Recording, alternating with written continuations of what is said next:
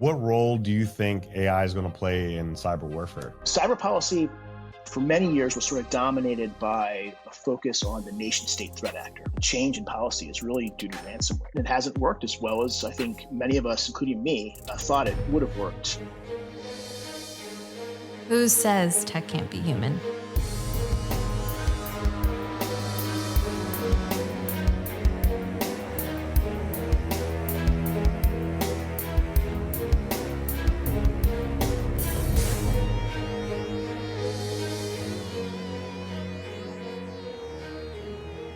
What is going on, everyone? Welcome back to the show. We have a great guest for you today. We have AJ Grotto. AJ is the former White House senior director for the cyber policy who served under 2 U.S. presidents, but now he is William J. Perry's International Security Fellow at the Cyber Policy Center and Research Fellow at the Hoover Institution, both at Stanford University. But before we get to his background and the things that he cares about, AJ, welcome to the show. It's good to be here, Chris. Thanks for having me. Absolutely. We got to go back to the beginning because you do policy on a couple different levels, right? You've done cyber policy and now AI policy. But before we even hopped on the podcast, you said that you don't separate cyber from AI. Could you explain why that is? Yeah, well, AI is, they're digital systems too. And, forget the hype for a moment and just recognize that it's IT. And, we are at risk of kind of, viewing it as separate, which means that we're going to create seams between the way that we manage digital risks for non-AI systems and the way we manage digital risks for AI systems. There may be some differences between the two, but at the end of the day, my view is that we have to embed AI risk governance in IT risk governance. Mm-hmm. I definitely agree with that. Because at the end of the day, you're right. It's technology. Technology is enabling us to do more. It's enabling us to be more connected. It's enabling us to compute much faster. And so it's like kind of like that progression. How did you go from doing cyber-centric policy to starting to take on more of the AI stuff as well?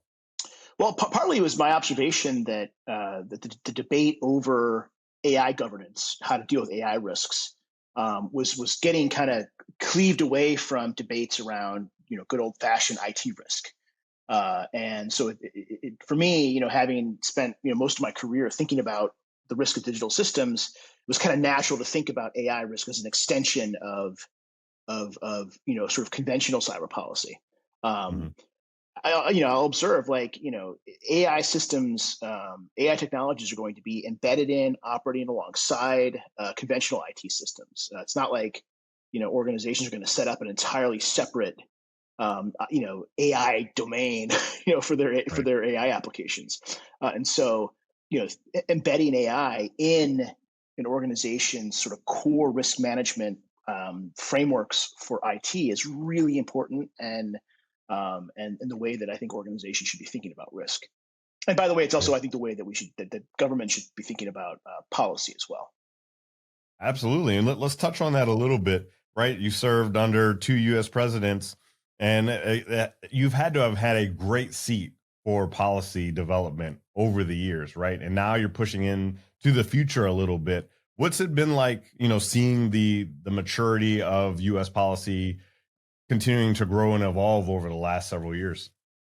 Well, it's the biggest factor has not been nation state attacks. It hasn't been industrial espionage. All of the issues that when I was in government 8-9 years ago were the main areas of focus.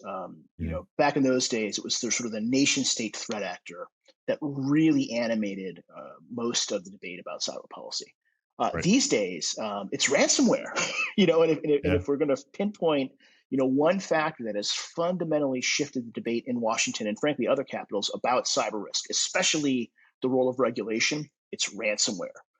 Why is that the case? Well, ransomware hits home, like literally hits home for members of Congress, and so they hear directly from their constituencies when hospitals, when local governments are held up in ransomware attacks in ways that the more abstract and often hypothetical scenarios involving nation states played out. And all politics is local, and ransomware made cybersecurity local for a lot of politicians. When you look at other nations, I've been to a few different nations in my capacity as advisory CISO, and it seems like they are getting to certain places that the US was 5, 10 years ago, right? They're just starting their policies, they're just starting legislation for cyber. Where would you say the other nations are? Would you say there are some nations that are ahead the US from a cyber policy perspective? Are there examples that we need to sort of look at as like, hey, that's the gold standard? Or would you say that we're the front runner still as a society? I think it depends on what sort of slice of cyber policy we want to take. If we're talking about dealing with nation state adversaries, I think we are far and away the most adept. If we're talking about the role of cyber operations in statecraft, so think offensive cyber operations, I think we are the best. Mhm. That's not to say there aren't other countries who are really, really good, but Right. I do think we're sort of at the top of the game. When it comes to regulatory policy, I think, frankly, we are not where we need to be.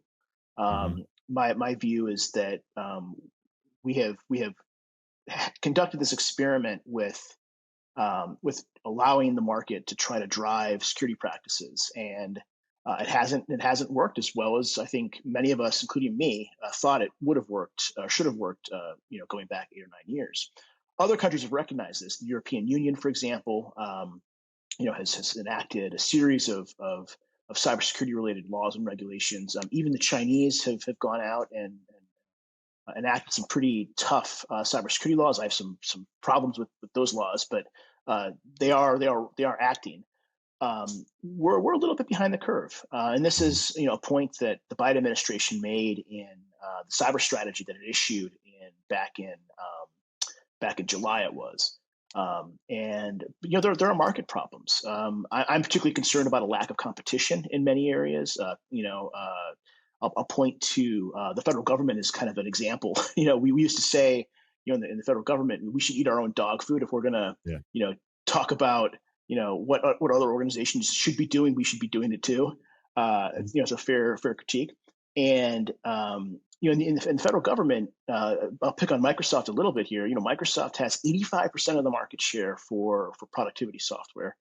Mhm. It owns a virtual monopoly on operating system software in the government, and that makes it really hard for the government to then negotiate on security. Right? Microsoft wants to upsell security, and that's a market position that, on some level, I can't blame Microsoft. Right? It's a business. It's in the business of making money.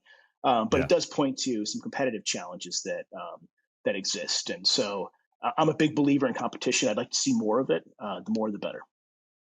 Give us a current state of affairs when it comes to AI policies.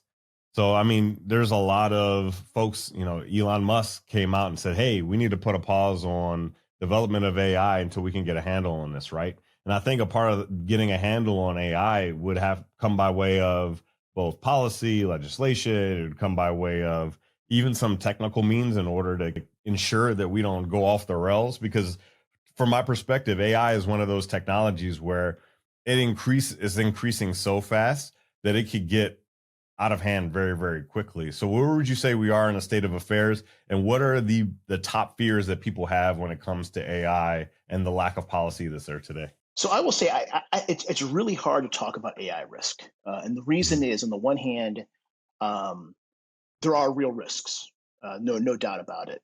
On the other hand, it's easy to hype those risks, and so Right. the risk reality lies somewhere in between the sort of Terminator, Skynet, Yeah. depiction that you sometimes see, including from people like Elon Musk, versus the sort of the Jedi. There's nothing to see here. No, these aren't the droids you're looking for. Right. Attitude you get from other quarters. I mean, the reality lies somewhere in between. There's no doubt the technology is powerful, and and we should also bear in mind that there will be great societal benefits to the technology. Think about healthcare, for example, and the ability of AI algorithms to diagnose certain diseases more effectively. This is already happening in areas like skin cancer detection, for example. So Mhm. huge upside potential. So I think it's important to kind of, I think, as we think about the balance sheet of risk, try to be, I try to be as, sort of comprehensive as I can. Having said all that, I am skeptical of. There's a lot of reasons I'm skeptical of Elon Musk. let me offer one on AI specifically. When I see the big players like Elon Musk and Brad Smith at Microsoft talking about the need to slow down, the need for government regulation now, I can't help but wonder if there's an ulterior motive, which is that if the sense that that these comments are projecting is this is such a big thing that only the biggest companies can be truly responsible, right? Which has the effect, I think, of potentially curtailing competition. Do you feel like if you were going to take a realistic view of AI today and where we're at with policy, do you feel like we're on schedule with the policy that needs to be created? Would you say we're a little early, or would you say that we're ahead of the game? I think as far as the U.S. goes, I think we are actually in pretty good shape. I think what we're seeing right now are agencies within the federal government that have a specific regulatory responsibility pursuing and examining AI in the context of their specific sectors. When you think about your journey so far, right? Take us a little bit to the beginning of when you first got into policy. What did you think you were going to be doing? And then what did the reality end up looking like for you once you got there? So I started actually my career thinking I would be an international trade law professor. Something completely different than what I'm doing now in many ways. In other ways, it's full circle because trade issues are a big deal now in cybersecurity and digital issues generally. But that was my ambition coming out of law school some 20 years ago. I ended up working at a think tank where, by some twists and turns of fate, ended up focusing on nuclear weapons issues. I won't belabor the story of how I went from trade to nuclear issues, but it happened. And around 2008, I was thinking, it's sort of time for me to move on from the think tank. I was looking at the upcoming election, the presidential election. I was a big fan of then candidate Barack Obama. I worked on his campaign and was thinking, maybe it's time, for me to make a shift into policy as opposed to thinking about policy. Maybe go into doing policy. Right. And I got to think about, nuclear weapons issues are really important, right? Obviously, big high stakes, but frankly, I was getting kind of bored with it. And there are a lot of people working on those issues. So there's a lot of competition. And as I'm thinking about all this, what could I do? And what could I do? What's a policy area that I can jump into where I could have some impact early on? I get an email purporting to be from my boss at the time, asking me to read a report on Russian nuclear forces.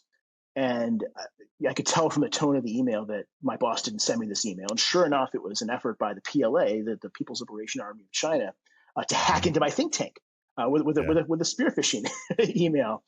And that was a moment where I was like, oh, wow, cyber. I should, here's where I should go. And so that's the origin. It seems like, from my perspective, there's always been kind of like mixed reactions to policy. Some people are like, more rules, here we go. And then some people are saying, oh, thank goodness there's some structure that we can now lean on when it comes to certain things. What would you say people get wrong most often about policy when it comes to cyber and even AI? Well, I think making policy is really messy. It's a complex process. It can be easy to think that it's rational in the sense that that we set goals, we work carefully backwards using data to craft the optimal policy. That seldom happens, partly because people disagree on facts often. Challenging as that may be to get your head around, people do disagree on facts sometimes. More often, people disagree on how to weigh different competing interests, and so you end up having to compromise, and so policy ends up being this compromise, and that's just the nature of the beast in a democracy. Certainly, cyber policy, as I said at the top, for many years was sort of dominated by a focus on the nation state threat actor. Right, the change in policy is really due to ransomware. Which someone would have been hard pressed to predict in 2009 when I first got into this business. We have some news to share with you, a member of the Hacker Valley Media family. As of 2023, we became a full-time independent cybersecurity media company, and we're committed to bringing you the most powerful, thought-provoking stories in the field of cybersecurity. And we learned we can't do it alone. We'd love to invite you to our exclusive Patreon community where we host a monthly mastermind where you can meet like-minded individuals in the field of cybersecurity that are trying to be more creative and be the best version of themselves that they can be. We would love if you took a second and visited patreon.com/Hacker Valley Studio, and we'll see you in the mastermind.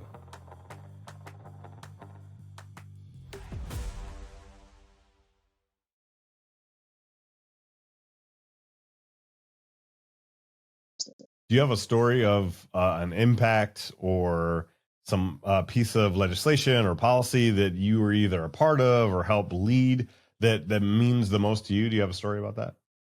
Yeah, I've been fortunate in that I've had a bunch of opportunities to contribute. I worked in Capitol Hill. I worked in the U.S. Senate on the Select Committee on Intelligence earlier in my career, where my job was to oversee the budget and operations of the National Security Agency, as well as cyber activities across the intelligence community.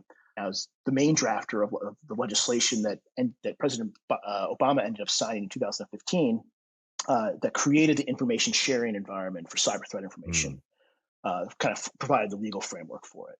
Working in the Trump administration, in my same position, senior director for cyber policy, and we had the opportunity to put forward an executive order on cybersecurity that, in many ways, was a continuation of of some of the really good work that I thought we had kind of unfinished in the Obama administration. And so I'm pretty proud of the fact that we were able to get that done in a difficult political environment. All presidential transitions are messy, regardless, but that one was especially messy. And so the fact that we were able to get that done, get that out, and have it be sensible and under some difficult circumstances was a big plus for me. And I give a lot of credit to Tom Bossert, who was Trump's first Homeland Security advisor, for having the confidence in me to sort of lead that process, despite my from his perspective dubious political leanings. Did you have to deal at all with policy around the voting periods, like the voting situations? Did you have to deal with that a lot? Yeah, so my office was the point office at the White House on election security in 2016. So we learned a lot more about Russian interference after the fact. I wish we had known that in 2016. I think we might have proceeded differently with our policies. But you have to remember that the conventional wisdom in Washington, and frankly, everywhere in the world, even the Trump campaign, was that Hillary Clinton was going to win the election, and so there was an assumption that we would get an opportunity to teach the Russians a lesson in a Clinton administration, and that taking action at the end of the Obama administration against Russia would be perceived as political, which President was very just didn't want to do. Right, he was very concerned about upholding the integrity of the election and not creating circumstances that could be perceived as him using his office for political purposes. So we showed a lot of restraint, but that restraint, I think, was based in large part on an assumption that Hillary would win and there'd be an opportunity to sort of, again, teach the Russians a lesson after the election. That didn't come to pass. Now that you're really focused at Stanford, what has your work been wrapped around these days? What has been the major focal point for you? I'm interested in is how ready critical infrastructure around U.S. military installations is. So imagine a contingency with China over Taiwan. China invades Taiwan, and we want to come to Taiwan's defense. China knows that part of its chances of prevailing depend on slowing down our ability to surge people and equipment into the region.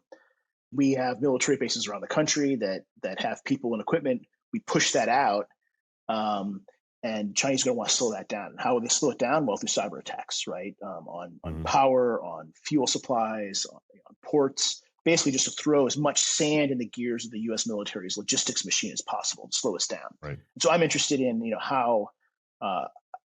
how cognizant is critical infrastructure of this risk?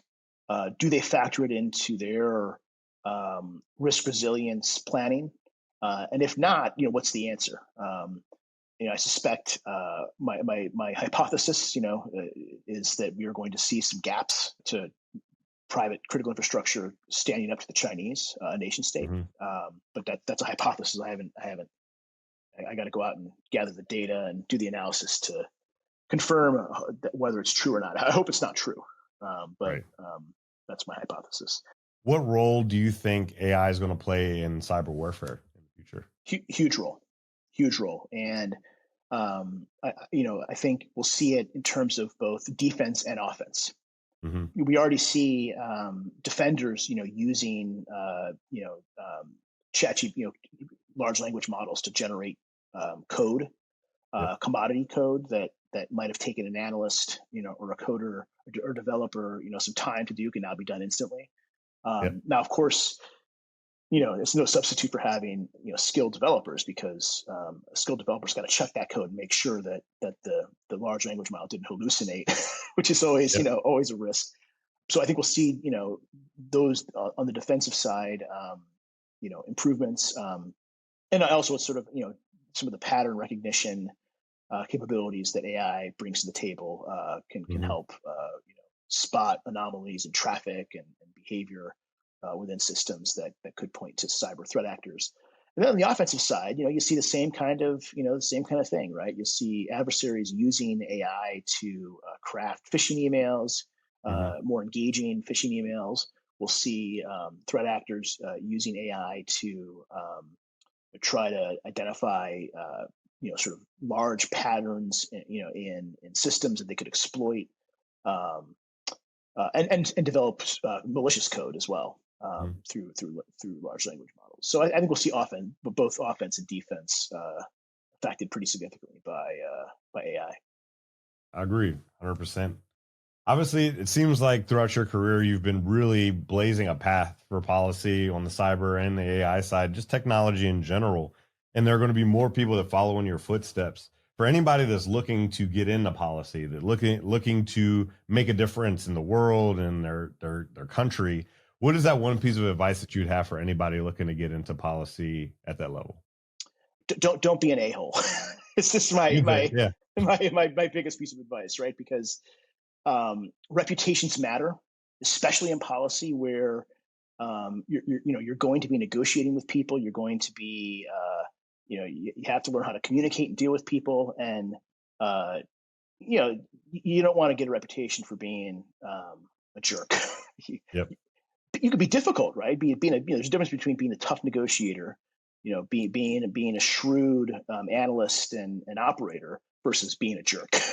And reputations travel. And I have found, in the 20 years that I've been active, it's a small world, man. I mean, it's a small world, and your reputation follows you around. And if people view you as someone who's good to work with, man, I mean, that's worth its weight in gold. 100%. That's perfect. Great advice. AJ, thank you so much for taking the time out of your busy schedule to hop on the mics. If anybody's curious about AJ, what he's doing, all that stuff, we're going to drop those links, including the links of the organizations that he works with today. And with that, we will see everyone next time.